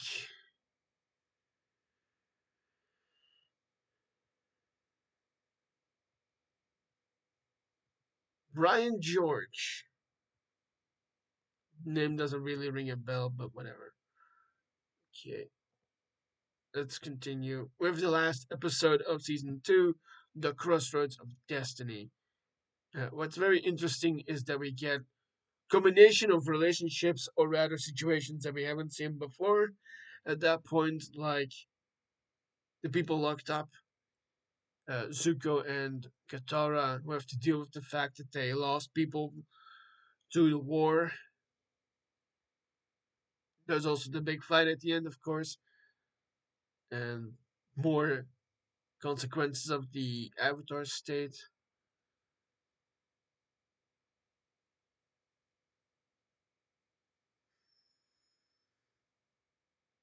Or fighting with Azula. I'm gonna put it at the S tier. That feels right to me, because such an important episode and the finale of season 2 that it needs to have its right ranking. Yeah. And there's a whole lot of progress in there for everyone, while also something devastating happens. Yet another nation that falls to the Fire Nation. Spoiler alert. I gave a massive spoiler at the beginning, by the way. Okay, then gets us to the final season, and we start with number 1, episode 1, The Awakening, where Aang seemingly has recovered. I say seemingly with that very meaning in mind, and it's like, I was in peril, but I needed to wake up kind of moment. And the idea of the invasion is still in play too. So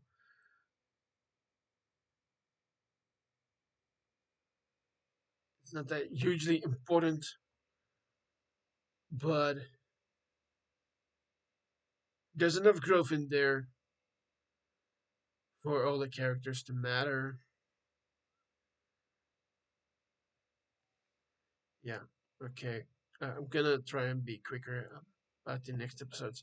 Then we have the headbands, number 2 of season 3, about Aang trying to pretend to be a school kid, having picked the wrong outfit while they're undercover in the Fire Nation.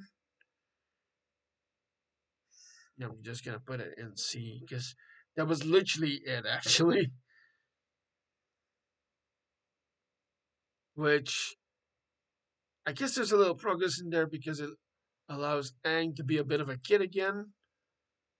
Speaking people being themselves, the Painted Lady is all about that too. But it's a slightly bit important. It's a slightly bit more important for uh, Katara. I'm gonna put that in B because it's such a girl-centric episode, actually. Yeah, but also dealing with something that we know about in our real world, having to deal with sludge and corporations dumping sludge and stuff like that. And also very character heavy, of course, for Qatar, who needs a win for herself because she wants to help people as she gets to, but she also needs the help from her friends. Speaking of progress for characters, next episode is Sokka's master, and him being one of my favorite, or rather, my favorite character from the series, is right up at the top. Uh, Let me explain a bit about that. So, like I explained, Sokka is my favorite character.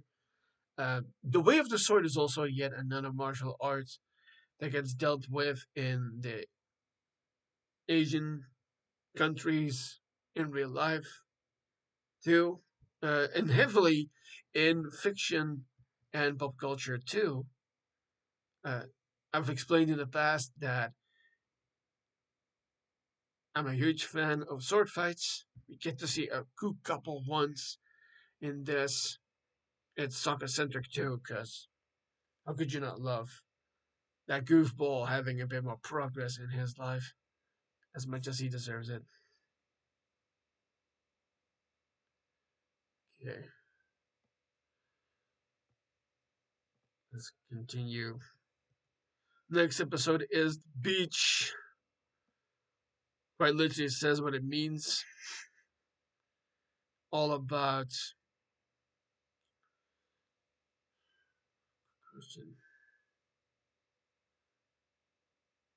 kids being kids, maybe just yeah.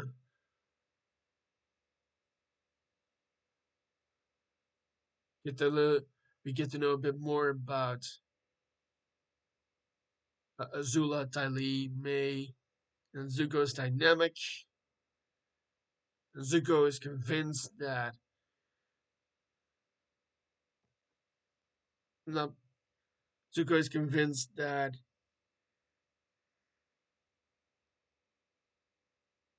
there's stuff going on, and that he's not all that glad being back. I need to put that down for a moment because my fingers are itching. But the beach itself, yeah, kids being kids sounds right. So not that hugely important, indeed. Next one is pretty important. The Avatar and the Fire Lord. I'm gonna put in A because it's more lore and backgrounds and flashbacks at the same time as Zuko gets to learn about his grandparents, specifically his other grandpa, Avatar Roku.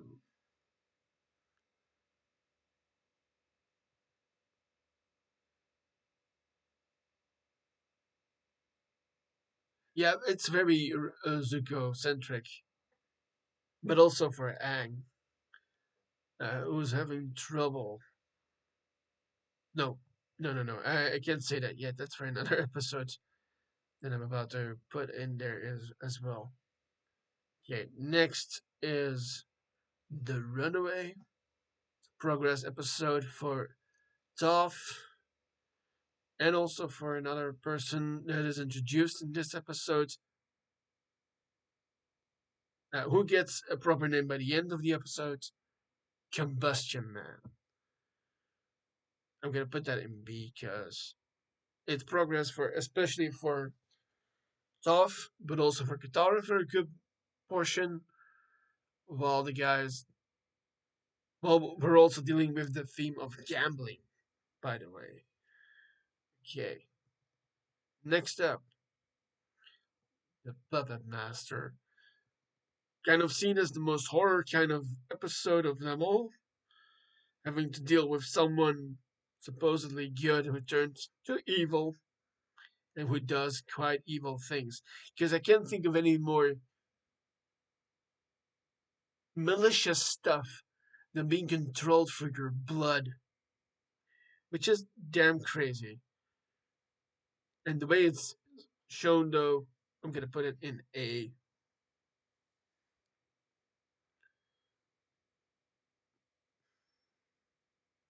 And it deals with Hama, someone from the same water tribe as Sokka and Katara, who has fled her imprisonment by inventing possibly the coldest kind of bending. And I mean coldest not in temperature, but like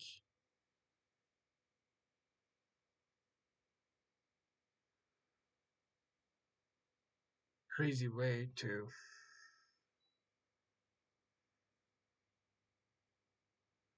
deal with people. If you can just bend someone they someone that can just bend the elements, but people. Yeah. If you think deep about that, you can go far with that.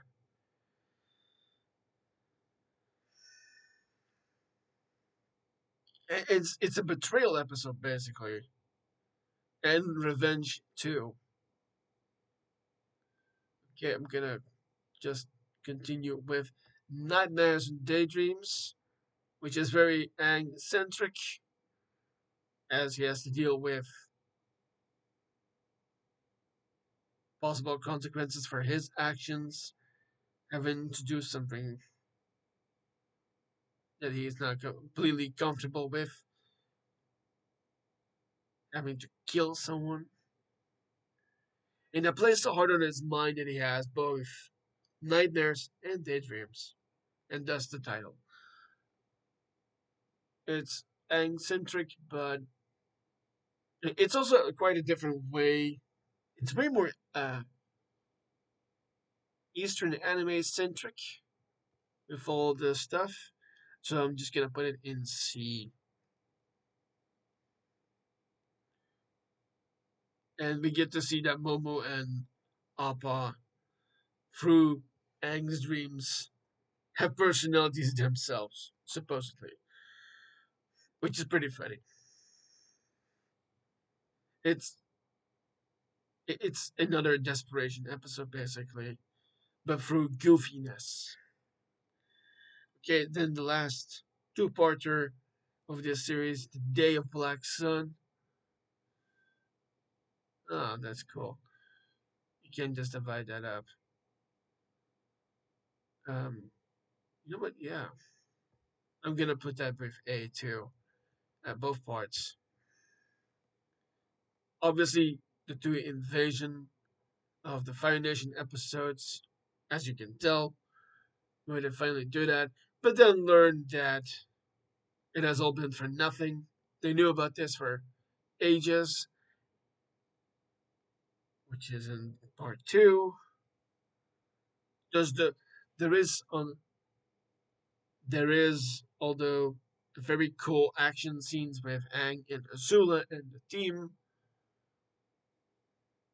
We get to see Sokka come into his own in both episodes. It's a huge progression for him, coming from someone who was just like child guard level in a tribe to now a field commander. I think this is the moment that he becomes a man. Just like we don't know if other stuff has happened. But that never gets hinted at, or rather, not yet for him. I'll bring that up in a moment when we get to that episode. But yeah, it's very much a huge progression into the plot, specifically a character stuff for Sokka, but also for Aang, who finally accepts not only am I the Avatar, I'm about ready to put the hurt on this guy onto the Fire Lord. Also, another huge character thing, and for this I'm gonna cut to me, for Zuko, of course, was finally accepted what has happened, what was happening with him, and realizing that what you did to me, father, was straight up abuse. You poisoned my mind, burned me, and then sent me away like I was nothing to you. And now I'm back. I'm better than ever, and I'm gonna help the Avatar destroy you. And I can't wait for you to see an end. Yeah. That's basically what it comes down to. So huge character moments for Zuko, uh, Aang, and Sokka, and then yeah, battle scenes, invasion, that kind of stuff. They love to see, uh, which kind of makes it almost like a World War movie. Yeah, but then in Avatar scale, of course. Next episode, the Western Air Temple, and the question is where to put it, because this is the introduction of Zuko to the team, and also them having to hide while they make up a new plan. And the new plan being the old plan is the new plan. Aang needs to learn how to firebend while we think of a way to deal with Ozai. And that introduces Sokka, Katara, Toph, Aang, and then the few kid allies they have with them from the invasion, to deal with those aspects, but specifically the original gang. And I think this is a solid episode. Also, some really funny, goofy stuff from Zuko, trying to be good. There's an ironic line: "Why am I so bad at being good?" So yeah, but it turns out that wasn't all, and the firebending masters kind of deal directly into this, as Zuko has lost his drive to use his original firebending, and so it's a very centric episode for him and Aang. And Aang had always seen Zuko in some way, his intelligence, his abilities, his talent, and we get to see more of that. And so we get to see this interesting dynamic between them. So I'm gonna put that in the A level too. Okay, and then we get another double. Then we get one more two-parter, the Boiling Rock, which is way more Sokka progression, of course.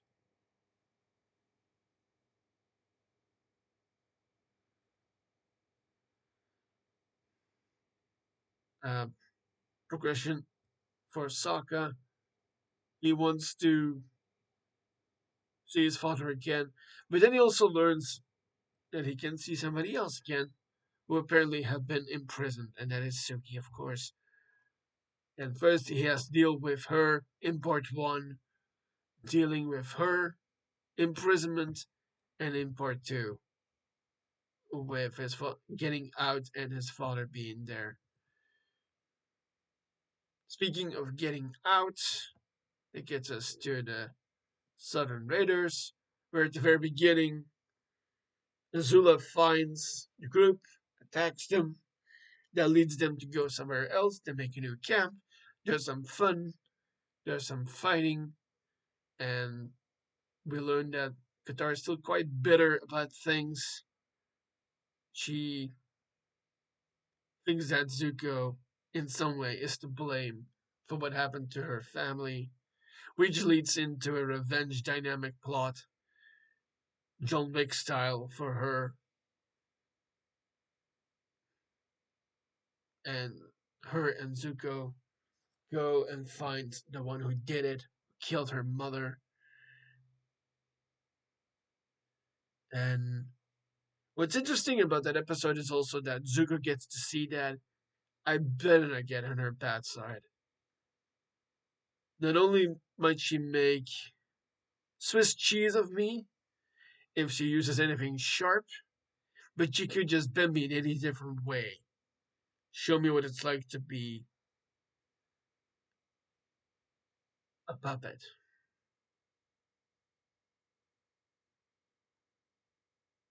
So it's very character heavy.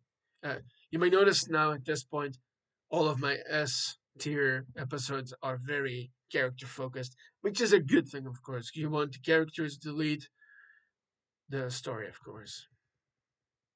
And then we get to the last couple of episodes.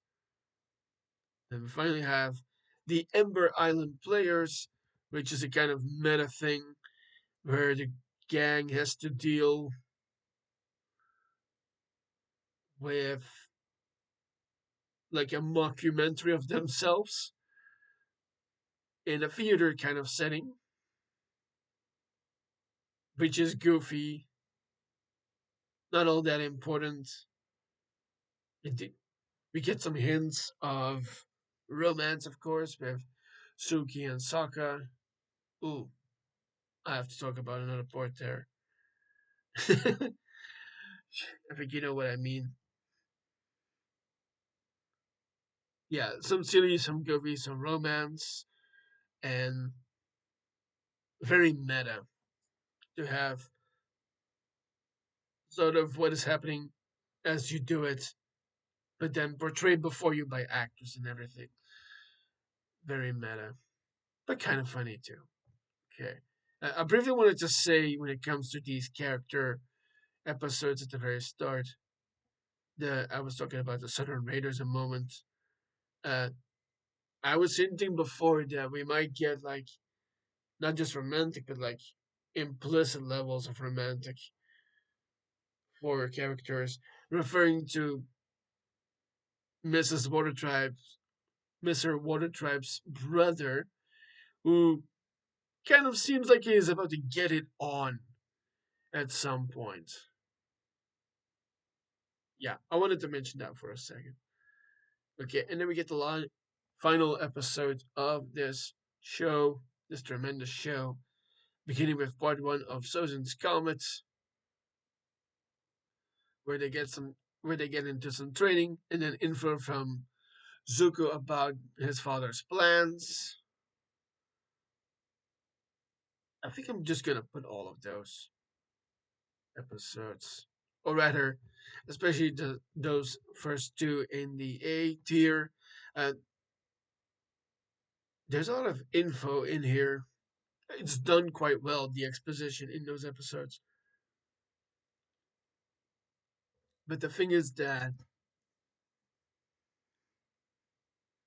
it's done very well, and we get to see Iroh again. And then I want to talk about this moment again because that moment that Zuko and Iroh meet again is just one for the history books. It's done so well. It's a real tearjerker too, and that's what you would want in a good show. They're pulling at your heartstrings while also pulling the plot along. And we also get to see that Iroh has actually all this time been a part of a secret organization called the White Lotus, because this image also sees him in a new outfit. Usually, when people are in a new outfit, that's usually a sign that they're evolving,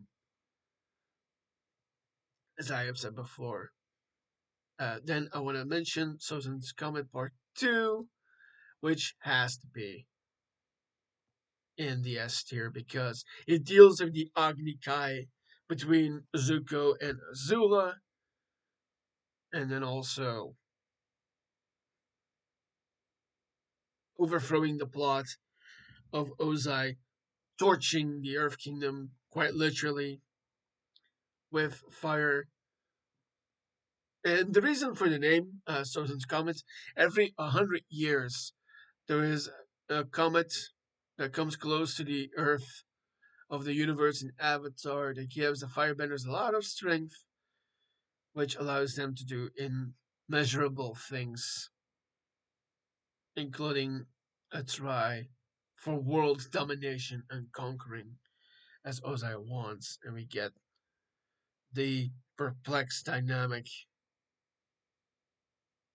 of his fight with Aang and the Agni Kai, the final fight between his daughter and son, as as she is fully mentally broken and completely losing it, while Zuko has become his own man.